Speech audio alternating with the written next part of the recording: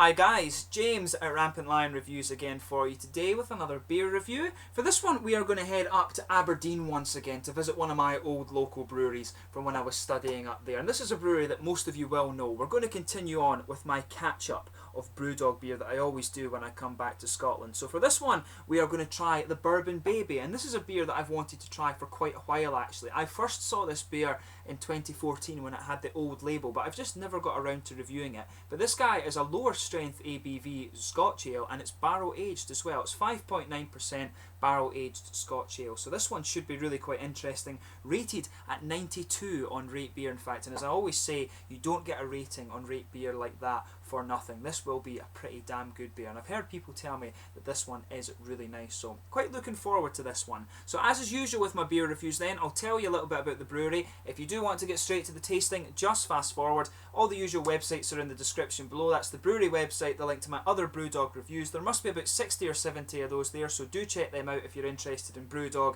And there's all the usual social media things, Facebook, Twitter and Untappd. And if you want to see more Brewdog reviews, do subscribe to the channel, but your support would be much appreciated. So anyway, to tell you about Brewdog, as I've said many a time, Brewdog is the love child of James Watt and Martin Dickey, and they were founded back in 2007, and their first brewery was in Fraserburgh in the very northeast of Scotland, right on the tip of the monster's nose, as I always like to say. But more recently they've moved to their new and very shiny facility in Ellon, which is a little bit closer to the city of Aberdeen, and they're also looking to open up a second brewery over in Columbus in Ohio, and they're going through the recruiting process for that site now. But these guys are known for being a very kind of experimental brewery, and particularly for their strong beers as well, but they're largely inspired by the American craft brewing renaissance. And if you talk to the head brewer Stuart Bowman, he'll tell you these guys all really like things like, you know, Stone Brewing Company and all of these sorts of breweries. Stone really are the main influence for these guys, but they've got several brew pubs throughout the UK now. They started off in 2009 with their home bar in Aberdeen. I was there on the first night that it opened. Really good actually, really enjoyed that.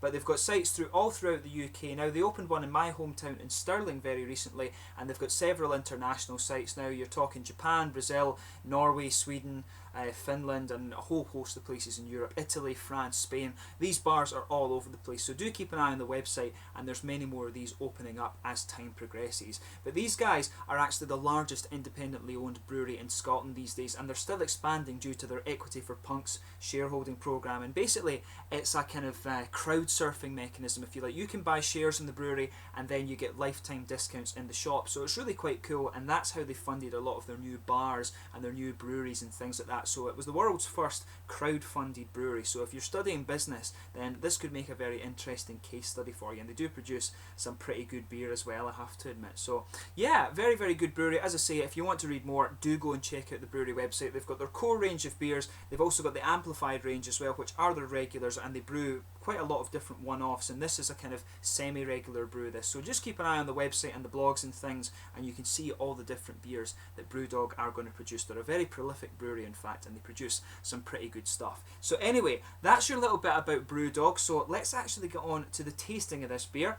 I'll just bring it up and let you have a little quick look at the artwork on this one. So this one is a 5.8% Scotch ale. It was first introduced in 2014. The date I got for it was February 2014, and it was actually introduced with a bit of experimentation in mind. They were experimenting with different kind of casks and things, and they wanted to try bourbon casks, and they wanted to see essentially how a sort of lower ABV Scotch ale would fare if they aged it in a bourbon barrel. And apparently, going by the ratings on Rate Beer, it's aged really quite well. So yeah, quite nicely presented. You can see the new style of Brewdog artwork on it. I have to admit, originally when they changed the labels, I didn't really like them, but it's kind of grown on me a little bit. There you can see the standard Brewdog bottle cap, but the first one of these that I saw was the old style label with the big writing, and it was a kind of brown colour, and then it had a sort of orangey kind of bronze gold lettering on it, and it was quite nice. But as I say, they've changed the labels now. So as I always do with the Brewdog ones, let's have a look at the blurb.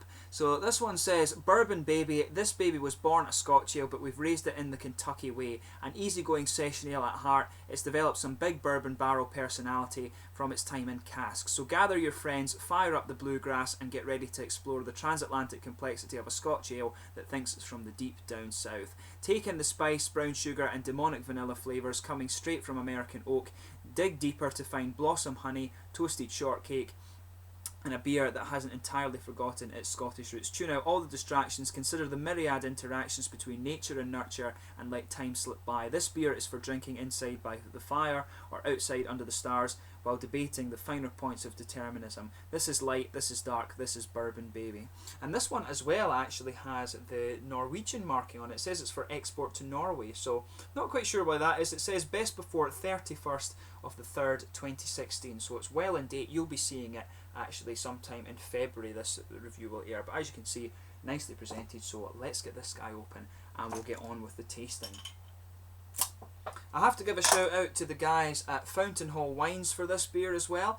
This was one that they've kept for me for a little while. Those guys in Aberdeen have a really good selection of Brewdog, probably the biggest selection you're going to find outside of the bars and their own shop, of course, but these guys are very good, and they keep all the Brewdog beers for me. They let me order them in and then go and collect them when I come home. So a big thank you to the guys at Fountain Hall Wines. I'll put their Facebook link in the description for you below, so those of you watching in Aberdeen, do go and check them out. But as you can see, this beer has poured a really nice, quite dark sort of, how do you say, a very dark kind of rosewoody colour. There's a nice ruby tint to it. I think you can see that on the camera there. I've just brought the light down to let you see it. There's some big bubbles sticking towards the side of the glass there, and if I put this beer right behind the light and look through it, there is a degree of transparency to it. I'm not sure how well you can see that on the camera, but when I've got the light behind it, it's a very dark, deep, reddy, almost like red wine colour, but a nice sort of dark, chestnutty rosewood colour. There's a quarter finger of a frothy, slightly creamy coloured head, but that's just fading away to be a very, very thin, foamy layer. So we'll just put this back up just now. But a very attractive looking beer, quite a little bit of carbonation going up towards the bottom of the head, but some bigger bubbles sticking towards the side of the glass. So very, very nice looking. So let's give it a smell and see how we get on. And this was one of the things Brewdog actually said about the bourbon barrels, was that the bourbon barrels give you a really nice kind of oaky spice flavour to the beer. So let's see if we can pick that up. But yeah, this is quite interesting, this. It's actually, you can smell the nice sweet caramel, and it's a little bit toasted as well, which is exactly what you would expect from a Scotch ale, especially when you have a 90 shilling one. But yeah, usually as you go up the shilling scale, incidentally, that's when you get more alcohol and more sort of malt in these beers. But yeah, this one's got to be an 80 or a 90 shilling probably. It's the old Scottish system for measuring Scotch ales. But yeah, this is really nice. You've got some nice sweet caramel in there. It's quite toasted as well. Maybe there's a little bit of chocolate, but what's interesting about this aroma is that in with that caramel, you can really smell a little bit of the oaky character, and it does come across as a bit more spicy. Usually you get from a kind of regular oak whiskey barrel, a Scotch whiskey barrel, it gets quite vanilla and quite you get a quite woody infused, a little bit nutty and vanilla notes coming out of this one, but this one comes across as being a little bit more spicy than that. There is definitely some vanilla in there, but you can really pick up that distinctive sort of bourbon spice in there. It almost smells a little bit bready. It's almost as if there's a little bit of a rye bread character in this beer as well. But there's a red fruity ester in there too. It's kind of candied actually. And there's maybe a little bit of like plum or raisin to it as well. So very, very nice. Yeah, there's a little bit of earthy hop, I think, coming out of there too. Very, very nice smelling beer. As I always say, when it comes to the Scotch ales, these are very, very complex beers, so do spend a little bit of time and just give them a good sniff before you actually dig into them. But this smells like another really nice beer from Brewdog. They do Scotch ales very well. The Dogma, of course.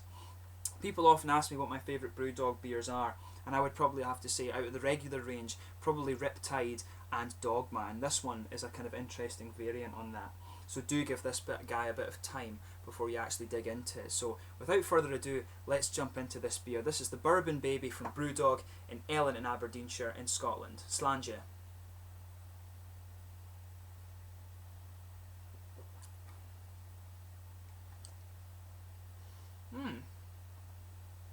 This is quite interesting actually. It's very, the mouthfeel is very, very light in comparison to the other Scotch ales I've had.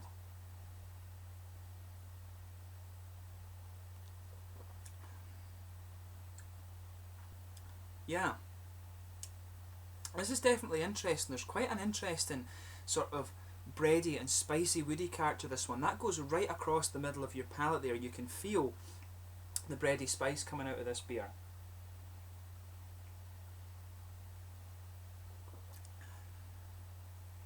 Yeah, that's quite interesting.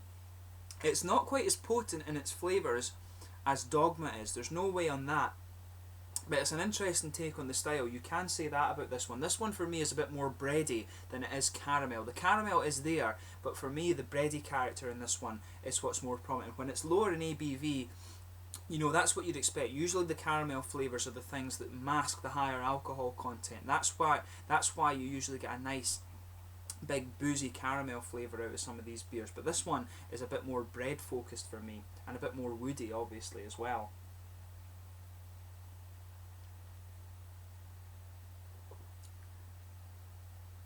The vanilla on this really comes out as well. I can see what they say about this one. This one really does focus more on the woody flavours of the beer. And it's really nice. The middle of your palate is just blanketed with that bready character that I was talking about. And on top of that, you can get this slightly spicy and slightly earthy woody infusion. You can feel that right along the middle of the palate. There is a bit of sweeter caramel. That just goes down the middle of the tongue, but that's a very, very subtle note. This one is all about the vanilla flavours that are infused in there, and all about these kind of slightly spicy, woody characteristics. This is a really quite interesting take on the style. It reminds me, this one's about the same ABV as some of the Innocent Gun beers that you get, but this one is really quite different from those. So it's a really unusual one to review actually.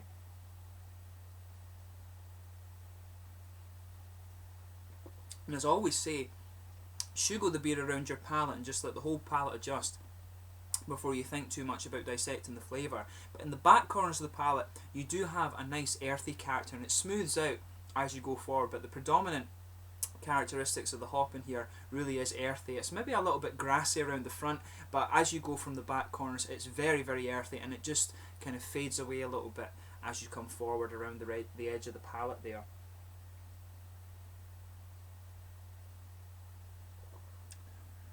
Yeah, the caramel sweetness in this one just builds a little bit as you go through. It's almost like the bread, the sort of bready character, just subsides a little bit. Those woody characters, the woody flavours, and the slightly spicy woody flavours actually, and the nuttiness of this beer, that just kind of fades away a little bit, and then the caramel sweetness just starts to build.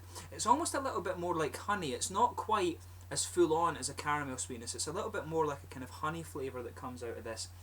And the vanilla really starts to come out a bit more in the aftertaste. You can feel it just towards the front of the palate there. That vanilla becomes very, very smooth and really quite prominent as you move into the aftertaste with this beer.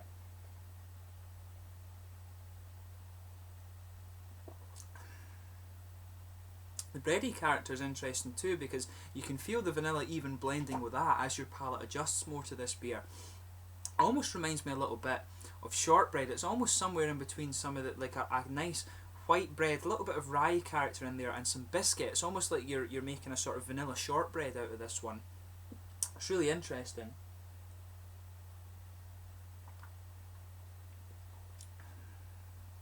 You can definitely get just a little bit of bourbon as well. I don't drink too much bourbon. I'm more into my Scotch for obvious reasons. But there is a little bit of that slightly spicier bourbon flavour in this too, and of course that's to do with the wood. I think usually, as I said at the start of the video, when it comes to Scotch whisky cask, you get a nice sweet vanilla-y flavour out of those, but when it comes to the bourbon ones, it's more of a spicy oaky character you get from the barrels. Of course, if you use wine barrels, you get a sort of more sour characteristic, and if you use like rum barrels, for example, as Innocent Gun have done, you get some more kind of fruity characteristics, and those are really nice actually. The rum finish, of course, is a very good Innocent Gun beer. But yeah, this is really nice. There's a lot of interesting flavours going on in there. There is a little bit of fruity character to it as well. Just behind the front of the tongue, you feel that little oily bubble coming out there, and there's a sort of candied fruit flavour coming out there, and that sort of spicy wood character is just mixing in with that. But you get this little oily bubble, and it's almost like those red Haribo sweets, the little hearts. It's a candied fruit ester, and to me, these candied fruit flavours that you get out of some of these beers really remind me of those nice little Haribo heart sweets. So just pay attention to that. There's a lot going on in the palate of this beer, so just try and think a little bit about some of these flavours. So in terms of the mouthfeel of this one, this is mid-bodied, there's no doubt about that. Carbonation is quite smooth actually. There's a little bit of oily character, but for me this is more of a wet mouthfeel, this beer. And that's probably just because of the lower ABV. Usually a Scotch ale is a big, quite syrupy beer actually, especially the American ones. The American ones have got more of these fruity characters in them. The American ones are a little bit more kind of syrupy than the actual Scottish Scotch ales. But there's a big malty sweetness in this one, particularly from the vanilla, and that mixes in with these nice bread, almost shortbread flavours that are in there. The caramel and vanilla really quite linger in this one, and that nice spiced woody character just lingers in the aftertaste of this beer. It almost makes the middle of the palate just a little bit dry, that spiciness, and there is a little bit of fruity character, but it's not too juicy. The beer actually becomes quite dry in the aftertaste, and you can feel the earthy hops just lingering at the edge of the palate too. So overall, this is a really quite interesting Scotch ale from Brewdog. I'm not sure that it tops Dogma. For me, I like the big... I like the higher ABV. I think Dogma's about 7.4, 7.5%, and personally I think it needs that just for the nice sweet caramel. But this is definitely an interesting take on the style. To have the kind of shortbread flavours in the beer is really interesting, and I've never tried a Scotch ale quite like that, so it is interesting. But for me, I personally prefer the kind of sweeter caramel and the slightly higher ABV. But it's a very interesting experiment from Brewdog, and of course when it comes to this brewery, that is the sort of thing you're going to get. But it's very nice. If you like more bready beers, then this is one I would recommend for you, and it is quite quirky, so if you like the sound of it, I would recommend that you give it a try. You're not really going to get a bad beer from Brewdog, but this one is really quite nice, I have to say. So give it a go. If you like Scottish shortbread, then this could be another little quite interesting thing for you to try. Maybe dip your shortbread in it and see how it tastes actually. That could be an interesting experiment. But yeah, so overall, very, very nice beer. Go and check it out, like I say. Hopefully you've enjoyed this beer review. Let me know in the comment section below your own thoughts on this beer. As always, if you do happen to have tried it, always interesting to hear from you guys. Let me know where you're from and trying the beer as well. That's always interesting to know.